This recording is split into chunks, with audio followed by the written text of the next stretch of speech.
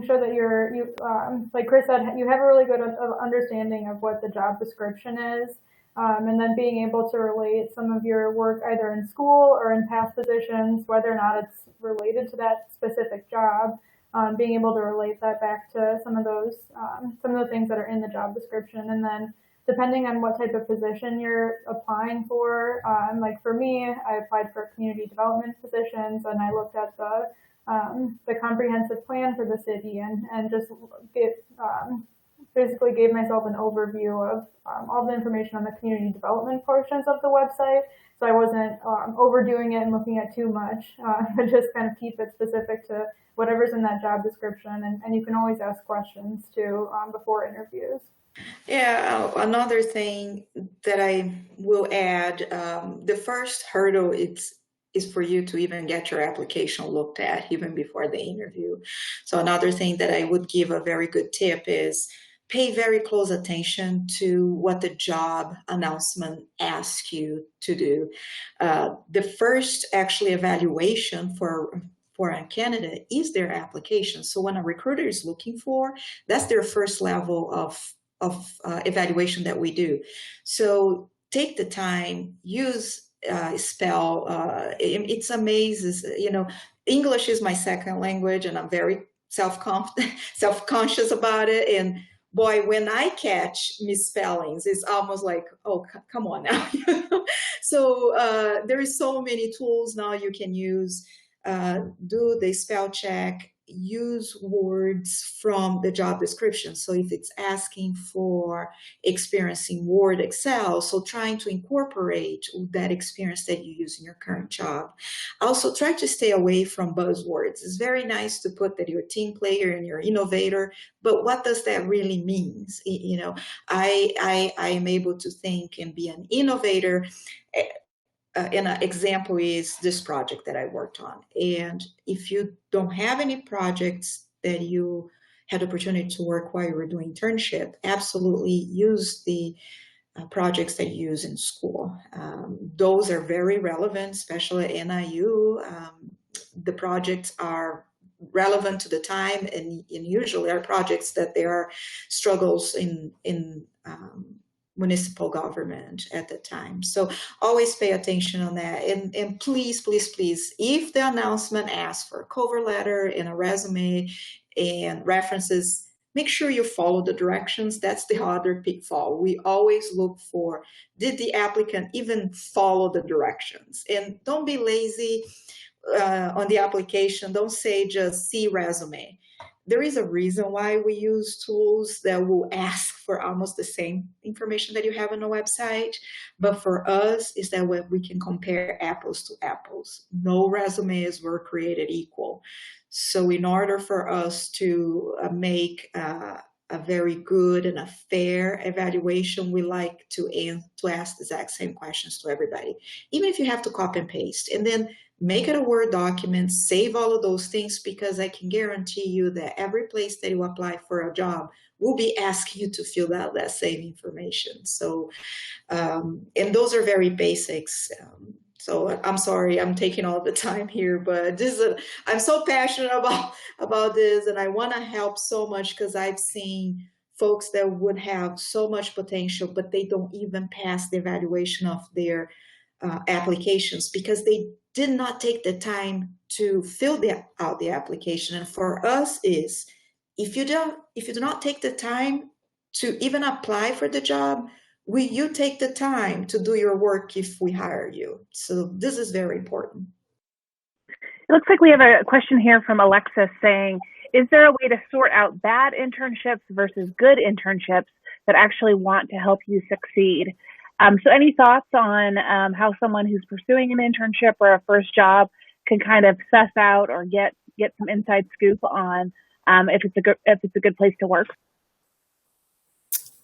I think, if you are interviewing, if you have a supervisor who sounds like somebody who's willing to mentor you, I mean, because part of an internship is somebody that's going to be willing to invest some time in you and coach you. So, if you're getting the impression that they're just going to put you into making copies or doing something, that would be an answer. Also, paying attention to the community.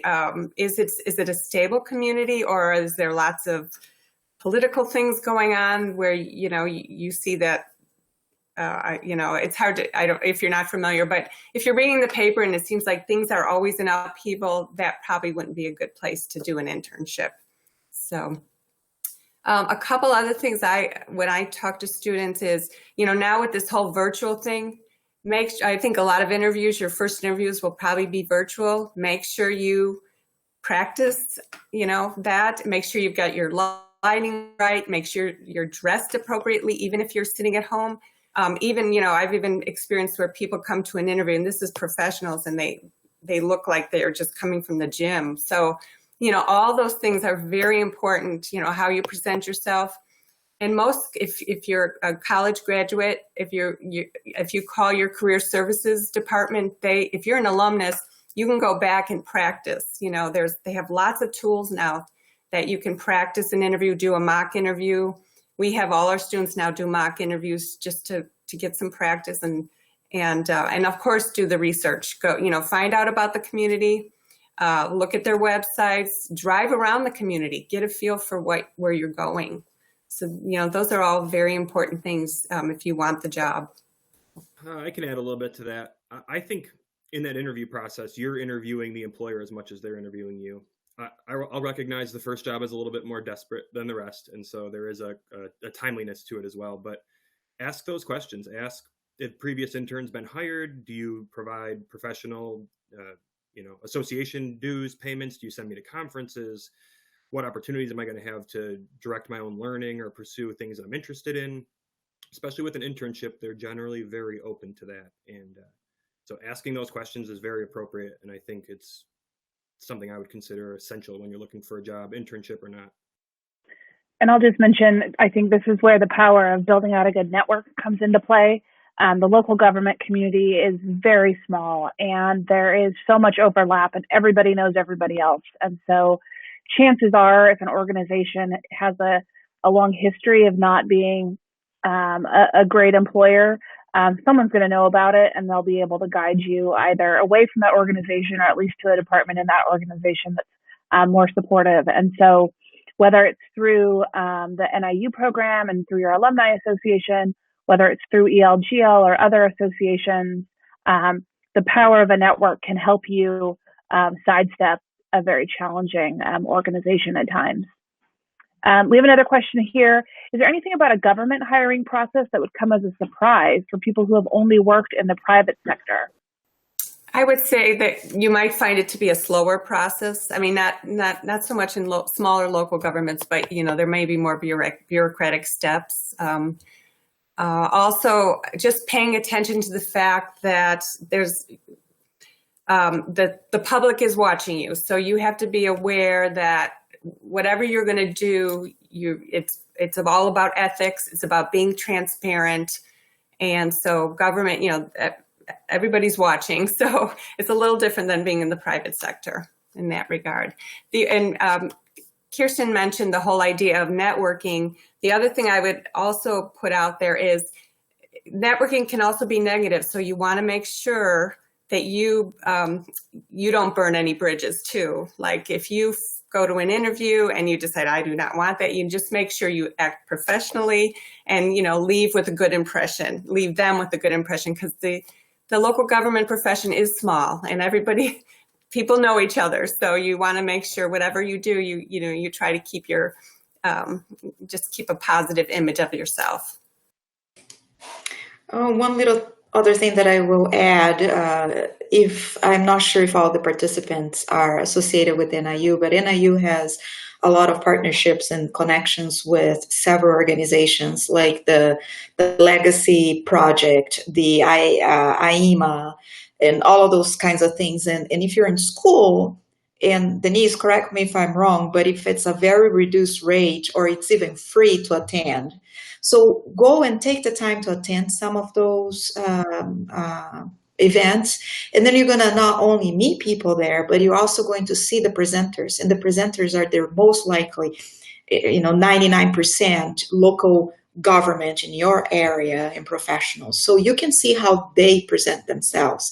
And you can see, wow, man, you know, what this person or that person are talking about goes really with my values or something that I would like to do. So it will be very exciting for me to work for that person. So you can kind of build that this way too. And the other thing, I know okay, you guys might laugh at this, but sometimes a very challenging organization will give you more experience than a place that is very stable.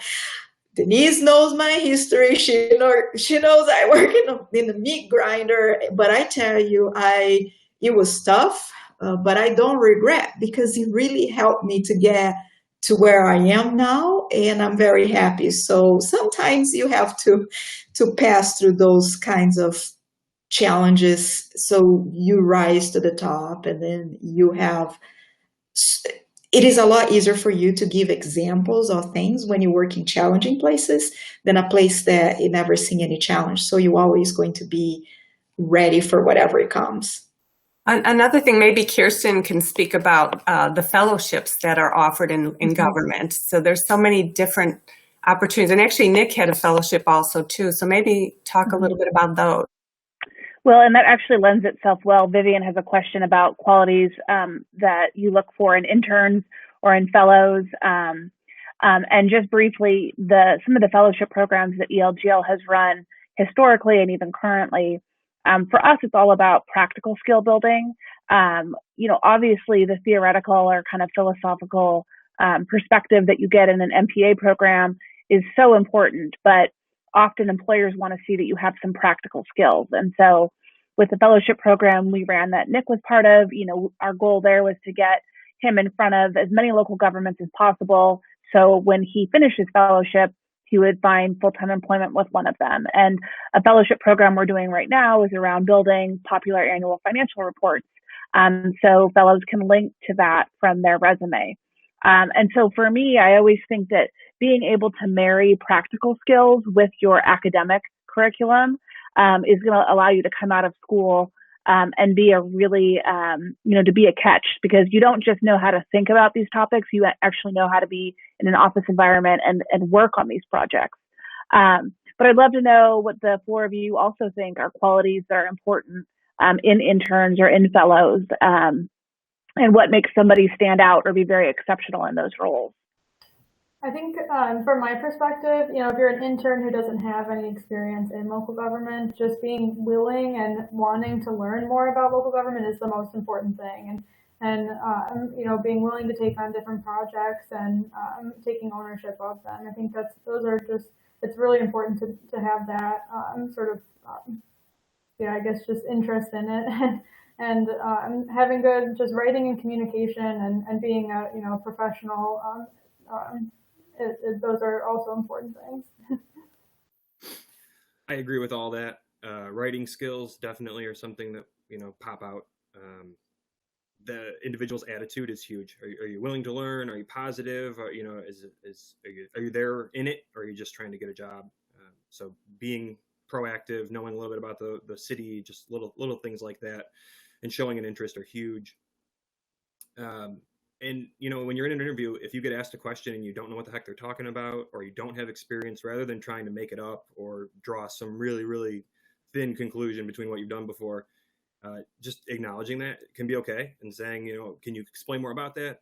I don't know what that is, or, I haven't had that experience, but I'm willing to learn, or here's examples where I've learned similar things or complex topics, to just proof out that those underlying qualities, and the technical skills can come later. I mean, those are typically easier to teach. And then that understanding of government operations at a high level, council manager form, is always helpful, because that's something that we deal with all the time. All right, well, we are right at time. I feel like this panel could have gone on for another hour, because we have so much talent and so much perspective. So if you'd all join me in thanking Chris, Kirsten, Nick, and Denise for joining us today. Again, hearing the perspectives of people who have been through internship and job searches is always helpful. We will follow up with all of today's sessions with contact information for all of our speakers, and so you can get in touch. If there are any questions that you think of, the minute you log off, you can get back in touch with them as well. But most of all, thank you to Denise and the whole team at NIU for bringing this program to your campus. It's definitely not the same as doing this in person, but it's the next best thing. So thank you. We appreciate you very much. Thank you. It was great. Thanks, everyone. Thank you. Good luck, everybody. Bye-bye. Thank you all. Good luck.